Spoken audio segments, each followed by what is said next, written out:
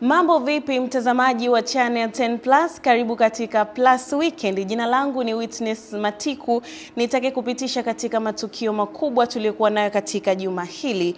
Na kwa muhtasari ni pamoja na Waziri Mkuu wa Jamhuri ya Muungano wa Tanzania Dr. Mwigulu Lameck Nchemba amewataka watoa huduma na wafanyabiashara wanaodai malipo kwa fedha za kigeni kutambua kwamba kitendo hicho ni kinyume cha sheria, akisisitiza kuwa shilingi ya Tanzania ndiyo fedha halali ya kufanya malipo ya bidhaa na huduma nchini. Vilevile, miongoni mwa taarifa tulizonazo ni pamoja na mtu mmoja mkazi wa Mbezi Luguruni, manispaa ya Ubungo jijini Dar es Salaam, alidaiwa kuwa amepotea. Imebainika kuwa ameuawa na mtoto wake na kisha mwili wake kufukiwa katika chumba kimojawapo katika nyumba yake iliyopo Luguruni, kata ya Kwembe. Sambamba na hiyo pia, mji mkongwe wa Ujiji uliowahi kung'ara kwa historia, tamaduni na biashara, sasa unarejesha hadhi yake kupitia tamasha maalum la utamaduni linalolenga kufufua urithi wa jiji hilo. Karibu. Na sasa tuanzie hapa. Hangover ya ukoloni. Hili ni moja ya neno ambalo Waziri Mkuu wa Jamhuri ya Muungano wa Tanzania Dr. Mwigulu Lameck Nchemba amelitumia kuelezea baadhi ya watoa huduma na wafanyabiashara ambao si wazalendo wanaodai malipo ya fedha za kigeni. Na katika hilo, Waziri Mkuu wa Jamhuri ya Muungano wa Tanzania Dr. Mwigulu Nchemba amewataka watoa huduma na wafanyabiashara wanaodai malipo ya fedha za kigeni kutambua ya kwamba kitendo hicho ni kinyume cha sheria, akisisitiza kuwa shilingi ya Tanzania ndiyo fedha halali ya kufanya malipo ya bidhaa na huduma nchini. Na sasa tufanye mfano mdogo. Ukitizama noti hii ya shilingi 10,000 na noti nyingine zote za shilingi ya Kitanzania, utakutana na maneno hapa juu yakisema Benki Kuu ya Tanzania. Lakini chini yake utakutana na maneno yanayosema fedha halali ya malipo ya shilingi 10,000, na inaenda hivyo kwa noti zote katika shilingi ya Tanzania. Inakuwa hivyo kwa sababu hii ndiyo fedha pekee ambayo inatumika kufanya malipo ya ndani, na nchi inahitaji fedha za kigeni kwa ajili ya kufanya manunuzi ya nje, lakini kwa biashara na huduma za ndani tunatumia fedha na shilingi ya Tanzania. Na sasa kwa taarifa zaidi tuungane na Amani Mbando akitueleza zaidi kuhusu taarifa hii. Mheshimiwa Dr. Mwigulu amebainisha hayo bungeni jijini Dodoma wakati akijibu swali la mbunge wa viti maalum Suma Fyandomo kuhusu hatua za serikali dhidi ya wanaoshinikiza malipo ya sarafu za kigeni, ambapo waziri mkuu ameelekeza taasisi zinazohusika ikiwamo Benki Kuu ya Tanzania BOT na Mamlaka ya Mapato Tanzania TRA na vyombo vingine kufanya uchunguzi. Amesisitiza kuwa matumizi hayo yasiofuata utaratibu yanaweza kuwa dalili ya vitendo vya uhalifu wa kifedha, ikiwamo utakatishaji wa fedha, hivyo serikali haitasita kuchukua hatua kwa watakaobainika kukiuka sheria na taratibu za fedha nchini. Matangazo yanapita, mtu anasema mimi nina kiwanja ninakiuza dola milioni 2, badala ya kutamka moja kwa moja kwamba mimi ninauza kiwanja changu shilingi bilioni 5 na milioni 200. Nielekeze taasisi zetu zinazosimamia sheria, Benki Kuu ya Tanzania pamoja na taasisi zingine na vyombo vya dola, tuendelee kufuatilia mienendo ya aina hii, ili wale watakaotaka kutumia kunukuu bei ama kuuza bidhaa kwa fedha za kigeni ili kuficha mambo mengine yanayojificha, yakiwemo utakatishaji wa fedha haramu na mengine, tuweze kudhibiti vitendo vya aina hiyo kwa sababu ni kinyume cha sheria. Akijibu swali la mbunge wa Moshi mjini kuhusu baadhi ya viongozi kukiuka na kubadili matumizi ya maeneo ya wazi, waziri mkuu amewataka viongozi wa mamlaka za serikali za mitaa nchini kufuata taratibu na sheria za kuendeleza maeneo hayo. Tufuate taratibu zetu za matumizi ya ardhi na taratibu za kubadilisha matumizi ya ardhi, ili kule mbeleni tusilete mizozo ambayo inaweza ikajitokeza katika maeneo mengine. Na nitoe kauli kwa mikoa yote na mamlaka za serikali za mitaa kuacha mara moja kubadilisha matumizi na kuchukua matumizi maeneo ambayo yalikuwa ya wazi na kuyapangia matumizi ambayo hayakupangwa hapo mwanzo. Katika hatua nyingine, Waziri Mkuu Dr. Mwigulu amesema serikali itaendelea kuhamasisha ufugaji wa samaki kwa njia ya vizimba kwa kuwaunganisha wanawake na taasisi za kifedha ili wapate mitaji ya kutekeleza shughuli hizo. Je, serikali ina mkakati gani wa kuwawezesha wanawake hawa ili waweze kupata vizimba vya kuzalisha samaki katika maeneo yote nchini yenye bahari, mito na maziwa ikiwemo Zanzibar? Serikali itaendelea kuhamasisha uvuvi wa aina hiyo kwa kuwaunganisha wanawake na taasisi za kifedha ili waweze kupata mitaji ya kuweza kutekeleza vizimba hivyo. Na sasa tuelekee mkoani Mtwara ambapo mwanafunzi wa darasa la 3 kwa majina Maureen Leonard mwenye umri wa miaka 9, mkazi wa mtaa wa Lilungu, manispaa ya Mtwara Mikindani mkoani Mtwara, anadaiwa kunyongwa hadi kufa na mtu asiyejulikana akiwa anacheza na watoto wenzake karibu na kambi ya jeshi la magereza Lilungu. Taarifa hii ya kusikitishwa inaeleza zaidi kwetu na Adam Malima. Tukio hilo limetokea tarehe 21 mwezi wa 6 mwaka huu majira saa 11 jioni, wakati mtoto huyo akiwa anacheza na wenzake maeneo ya kambi ya jeshi la magereza Lilungu, ambapo marehemu akiwa anacheza na watoto wenzake alichukuliwa na mtu ambaye bado hajafahamika mpaka sasa na kwenda naye porini kutekeleza mauaji hayo ya kikatili na kisha kutekeleza mwili wa marehemu katika pori la magereza Lilungu. Tukio limetokea ndio jana tarehe 21 hapo katika maeneo ya Lilungu. Mtoto wa kike wa miaka 9 ambaye anasoma darasa la 3 alichukuliwa na mtu akamuingiza porini, akamnyonga na hatimaye kusababisha kifo chake. Ni kweli tukio limetokea na sisi tunaendelea na uchunguzi tu katika hatua za awali. Nataka tumseme sana katika hilo kwa sababu ndio tuko kwenye uchunguzi. Wanasemekana watoto walikuwa 3 wakachukua mmoja katika hao ndio wakaenda naye huko. Wakazi wa mtaa Lilungu wamesikitishwa na tukio hilo ambalo linaacha maswali mengi kwa jamii na kuomba serikali kuchukua hatua zaidi. Alikuwa wanacheza, walikuwa watoto 5. Kwa hiyo huyu aliyefanya tukio alikuja akasimama kama kwenye migomba, na watoto hawakuwa mbali sana na nyumba yao. Kwa hiyo alivyofanya pale alikuwa anawaita kwa ishara ya mkono. Na wale watoto walikuwa wanajitaja, unanihitaji mimi? Yeye anakataa, hapana. Huyu hapana. Kwa hiyo aliyemhitaji huyu akasema ndio. Kwa hiyo kilichofanyika pale, yule akaenda akamchukua yule ambaye aliyemhitaji, wale wengine akawagaia miogo. Kwa hiyo akakimbia naye. Kwa kweli natutia hofu wananchi. Tunaiomba serikali ya mtaa ijitahidi ianzishe ulinzi shirikishi. Nimeumizwa kutokana na tumekipoteza kijana wetu mdogo kiasi ambacho ni taifa la kesho. Kwa hiyo ile swala mimi limenisikitisha, na jamii kijumla walisikia hili swala wapo na kilio. Kutoka mkoani Mtwara, Adam Malima.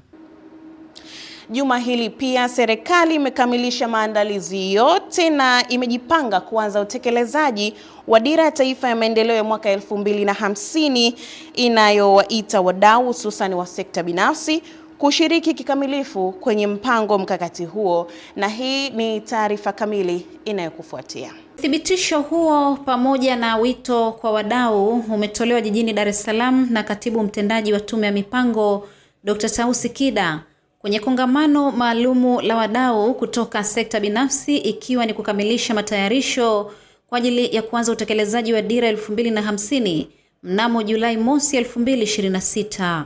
Katibu mtendaji Dr. Tausi amesema serikali inayoongozwa na Mheshimiwa Rais Dr. Samia Suluhu Hassan inatambua mchango wa sekta binafsi unaoweza kuendesha uchumi utakaoleta mageuzi ya kufikia dira 2050. Kwa katika kutekeleza haya, dira yetu imeidentify sekta 9 za mageuzi, ambayo kwenye hizo sekta ukiangalia sekta binafsi ina mchango mkubwa sana katika kuleta mageuzi katika sekta hizo, na ningependa kuzitaja. Tuna sekta ya kilimo, tuna sekta ya viwanda, tuna sekta ya utalii, tuna sekta ya madini, tuna blue economy, tuna construction, tuna real estate, tuna financial services, pamoja na sekta ya ubunifu na creative industry. Kwa upande wao, washiriki wa kongamano hilo wamesifu mpango wa serikali wa kuanza utekelezaji wa dira 2050 na wakieleza hatua mbalimbali zinazoweza kulisaidia taifa kuyafikia mafanikio hayo. Acho tuna suggest kiweze kufanyika, kwanza ni ushirikishwaji zaidi wa sekta binafsi kwenye utekelezaji, lakini pia kwenye monitoring. National Planning Commission ina jukumu kubwa la kumonitor progress binafsi umeweza kukamilisha wajibu wake. Ushiriki wetu wa sekta binafsi tunashiriki kwa namna mbalimbali.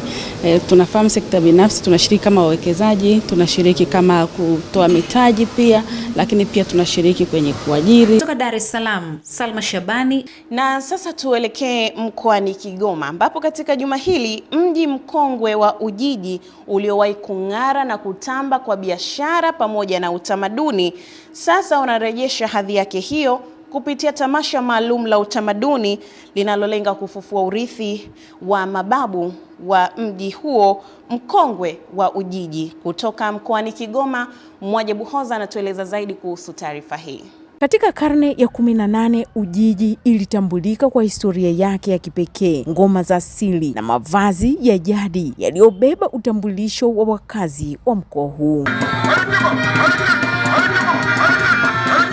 Miaka ya hivi karibuni baadhi ya mila na desturi hizo zimeanza kutoweka kutokana na maendeleo ya teknolojia, utandawazi na ukuaji wa miji. Kizazi kinachokuwa sasa wanadharau yale ambayo yalifanywa na wazazi wetu, lakini wakiangalia tu utandawazi bila kuangalia na nyuma kulikuwaje, lazima wanakengeuka. Kutambua changamoto hiyo, taasisi ya urithi wa kihistoria na utamaduni wa mji mkongwe wa Ujiji imekuja na tamasha la kurejesha historia na utamaduni wa eneo hilo. Nafanya tamasha hili ili kukumbushana umuhimu wa kuenzi utamaduni, mila na mambo yetu ya asili. Tumeingiliwa sana na swala zima la sayansi na teknolojia, tunapotea, tunaacha mila na desturi zetu. Tuache masuala ya ubaguzi wa kidini, ubaguzi wa kikabila. Watanzania sote ni wamoja, wana Kigoma sote ni wamoja. Tunapaswa kushirikiana katika kuhakikisha kwamba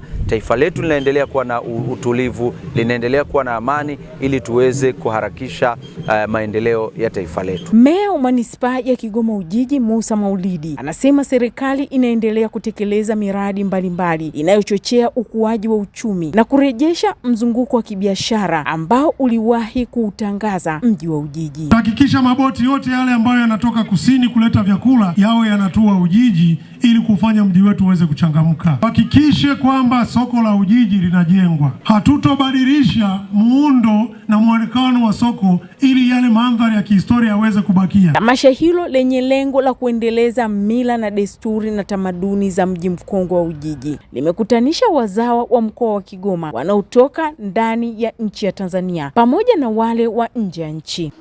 Mtu mmoja mkazi wa Mbezi Luguruni, Manispaa ya Ubungo jijini Dar es Salaam, alidaiwa kuwa amepotea. Sasa imebainika kuwa ameuawa na mtoto wake wa kumzaa na kisha mwili wake kufukiwa katika chumba kimojawapo katika nyumba yake iliyopo Luguruni, kata ya Kwembe. Taarifa ambayo imetolewa na kamanda wa polisi kanda maalum ya Dar es Salaam SACP Jumanne Muliro imesema kwamba upelelezi wa kina uliofanyika umewezesha kukamatwa kwa mtuhumiwa huyo kwa majina Juma Ramadhan mwenye umri wa miaka 21, maeneo ya Msufini Msoga mkoani Pwani, ambaye baada ya mahojiano alieleza kwa kina jinsi alivyotekeleza tukio hilo la kutisha la kumua baba yake. Baadaye polisi iligundua mtu aliyedaiwa kuwa amepotea alikuwa ameuawa na kufukiwa ndani ya moja ya chumba kilichopo katika nyumba yake, ambayo hiyo nyumba iko maeneo Mbezi, eneo linalofahamika kama Luguruni Kwembe, kwenye wilaya ya Ubungo hapa jijini Dar es Salaam. Uchunguzi wa kina ulivyofanyika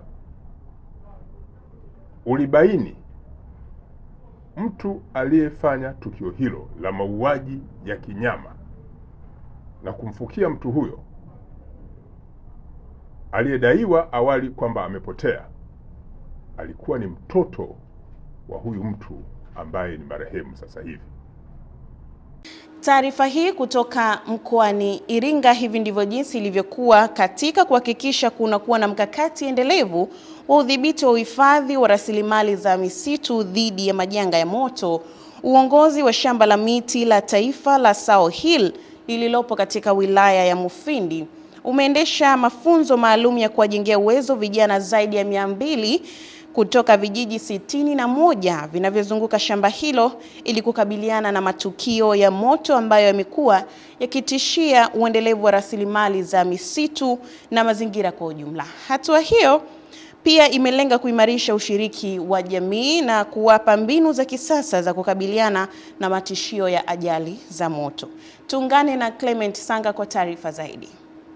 Akizungumza wakati wa zoezi la usaili kwa vijana zaidi ya 400 waliojitokeza kupima utimamu wa mwili na akili, msaidizi wa mhifadhi mkuu shamba la miti South Hill PCO Saidi Singano amesema hatua hiyo ni sehemu ya juhudi za muda mrefu za kuhakikisha jamii zinazozunguka shamba hilo zinakuwa mstari wa mbele katika kulinda rasilimali za misitu na kupunguza athari za moto. Kwa leo kwa tarafa hii ya pili, kwa tarafa ya pili pamoja na makao makuu tunahitaji jumla ya wananchi 58 ambao wao watafanya kazi hapa makao makuu pamoja na ndani ya tarafa. Kwa upande wake, afisa kutoka Jeshi la Zimamoto na Uokoaji wilaya ya Mufindi, Sergeant Guntramo Mulenge, amesema jeshi hilo linaendelea kushirikiana kwa karibu na shamba la miti la taifa la South Hill katika kutoa elimu kwa wananchi kuhusu mbinu za kuzuia na kukabiliana na majanga ya moto.